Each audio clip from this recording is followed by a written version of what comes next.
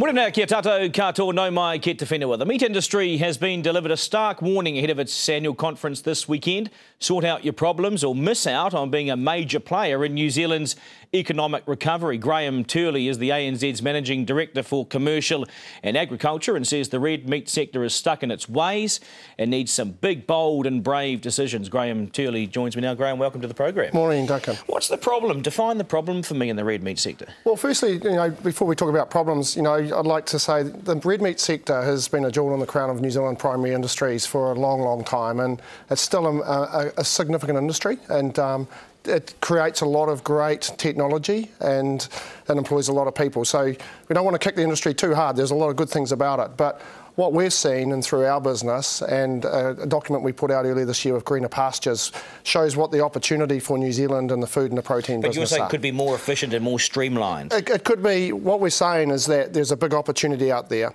and we're looking at the other industries and saying that we deal with, they're taking the opportunities, they're seeing investment, they're seeing growth.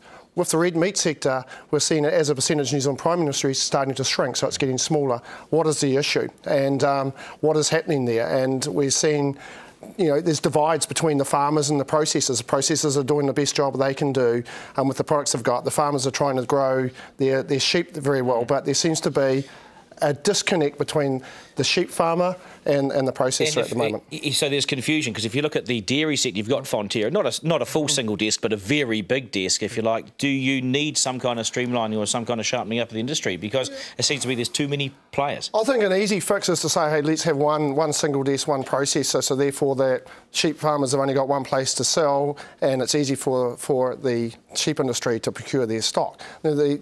At the moment, the sheep industry has to compete for procurement, and on top of that, they also have the vagaries of the weather and a lot of other complex issues they have. I don't think necessarily a single desk or one major player is the answer, because other industries operate with multi-players. The real issue here is for farmers, I think, to show more commitment, more understanding of the processors communicate a lot more, so that we get a stronger relationship from the producer to that first piece of the value chain. But if you look across the fence, if the farmer looks across the fence at Fonterra and says, what could we learn from this? There's surely got to be something there, isn't there? Oh, absolutely, and not just Fonterra. I think we have a lot of focus on Fonterra, but there's other industries in the primary sector that are doing well. The communications with the farmer, the expectations of the farmer's expectations to deliver in. We talk a lot about, the differences that the milk has to be picked up every morning. That's an easy excuse, really. The thing being is that the farmer needs to understand, if the processor is trying to sell meat into a market and give confidence to the market, they also need a bit of confidence of when the supply will come in, subject to the variations of the weather and other things. But there's talk also too that there are too many meatworks, that it's too fragmented around the number of meatworks. Do we need to do something about that? Well, I think it's quite obvious. The number of sheep that are getting slaughtered is probably less than what the capacity is, and that is always an issue, and that probably does need to be addressed.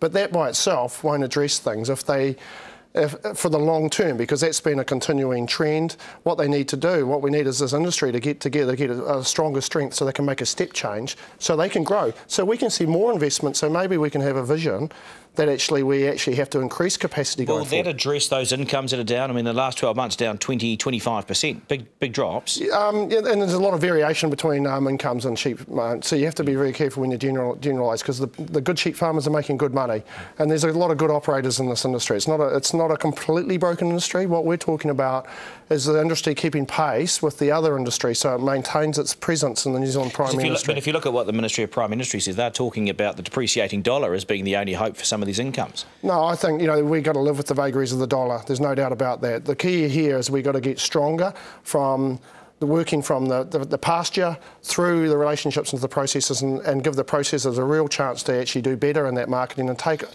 the opportunity that this new developing world is offering. Are we ready for the Transpacific Partnership? Because if you look at that will be settled at some stage over the next year, probably. I mean, how on earth are we going to be prepared to sell into these markets? Well, definitely, that New Zealand it's going to benefit from that, there's no doubt. What it really means is the industry from end to end, whether it's multi-processors or one processor, they've got to get our act together and make sure every stage of of that value chain and supply chains working. It's a little wee bit like, you know, the All Blacks, really, when you think about it. You know, if the Fords go out there with one game plan and the backs with another game plan, it doesn't work. If the farmers are the Fords, they're doing something, and the processors don't know what they're doing, how does the backline operate? Can we keep dumping our fatty lamb chops into Japan and into places like Korea? I mean, you don't know, we have to... The key issue is the marketers and the processors will try and develop markets and sell those to where people want to buy them.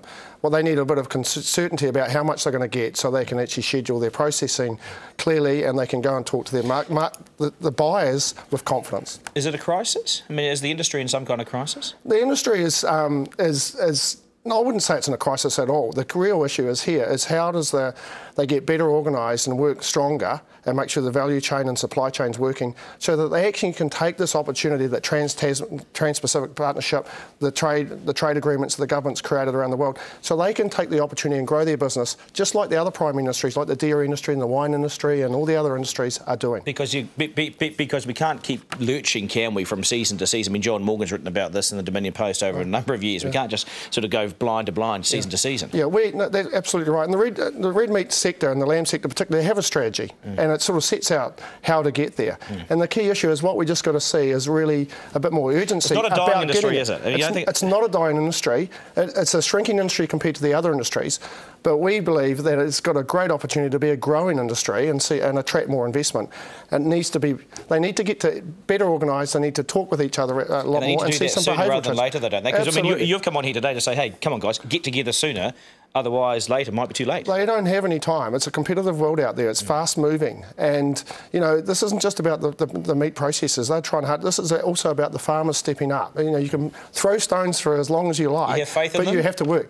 Absolutely, because I've been here for 150 years, and I don't know anybody that doesn't want the red meat sector to succeed. Everybody wants it to succeed. It's a great sector. It's been a jewel in the crown, and as a banker, as a supplier and finance to that industry, we'd like it to continue that way. Good on you, Graham. Nice to have you in the studio. Graham Turley, of course, the ANZ's Managing Director, Commercial and Agriculture. I certainly appreciate your time.